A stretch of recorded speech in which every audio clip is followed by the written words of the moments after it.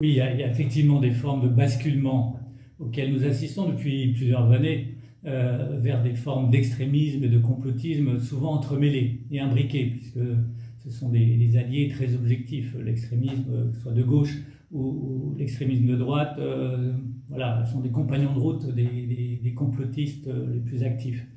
C'est vrai qu'on assiste à des basculements assez déroutants et atterrants, notamment dans le monde des médias. Le JDD a été pris par un directeur de la rédaction qui a été lui-même remercié d'un hebdomadaire déjà classé à l'extrême droite, mais qui a eu une dérive à l'extrême droite de l'extrême droite et avait été licencié de cet hebdomadaire d'extrême droite pour prendre cet hebdomadaire, le journal du dimanche, l'été dernier.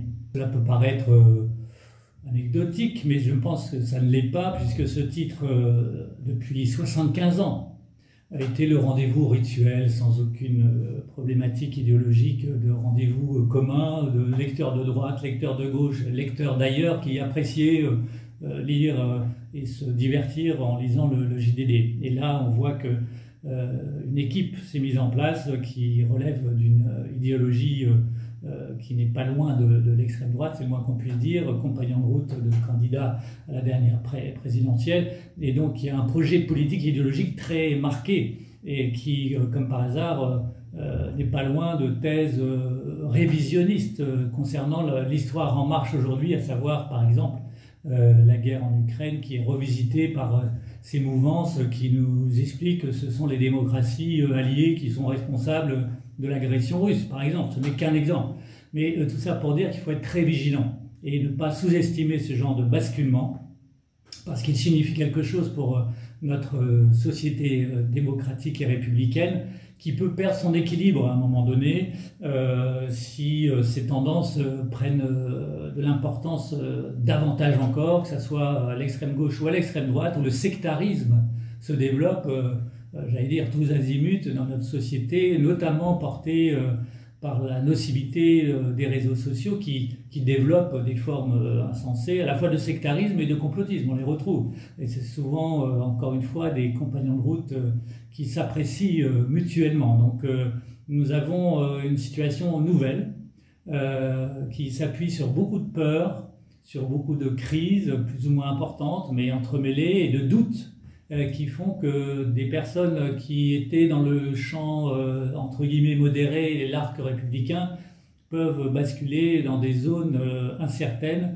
Je dis incertaines pour la gestion des affaires publiques et surtout incertaines pour l'avenir de notre société en termes de respect mutuel et notamment du principe clé de la République, on l'oublie souvent, qui est la fraternité.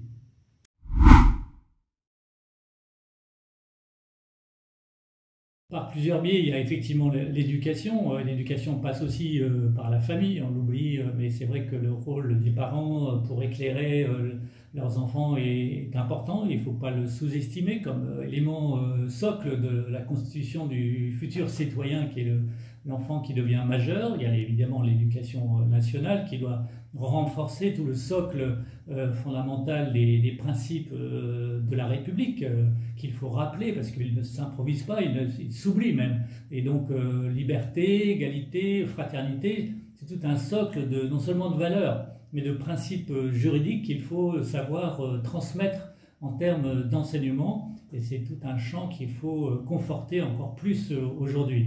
Et puis il y a le travail de chaque citoyen éclairé qui a une certaine conscience à la fois historique et politique. Et je pense que le rôle de ce qu'on appelle les think tanks, les clubs de réflexion, sont fondamentaux dans ces périodes de troubles surtout. Et puis les partis politiques du champ républicain et démocratique ont un rôle à jouer pour rappeler les fondamentaux, là encore, en ne croyant pas que les fondamentaux sont tellement fondamentaux qu'ils ne sont pas l'objet d'un investissement politique ou intellectuel. Si, la République doit être l'objet d'un investissement intellectuel et politique réaffirmé, renouvelé sans cesse. Et donc, il y a aussi, bien sûr, le travail des médias sur l'information, sur les réalités, parce qu'on voit qu'une série très importante, malheureusement, du paysage politique bascule sur une autre vérité, cette vérité alternative qui vient parfois supplanter la réalité historique du passé, confère ce qui est maintenant dit sur le régime de Vichy, ou la réalité actuelle, l'histoire en marche. Et c'est vrai qu'il y a des thèses qui sont alternatives à la vérité accréditée par les faits. Et donc le travail des journalistes est très important de ce point de vue pour rappeler ce qui est vrai, ce qui est faux, et ne pas tout verser dans simplement un débat d'opinion sur, par exemple, des périodes historiques.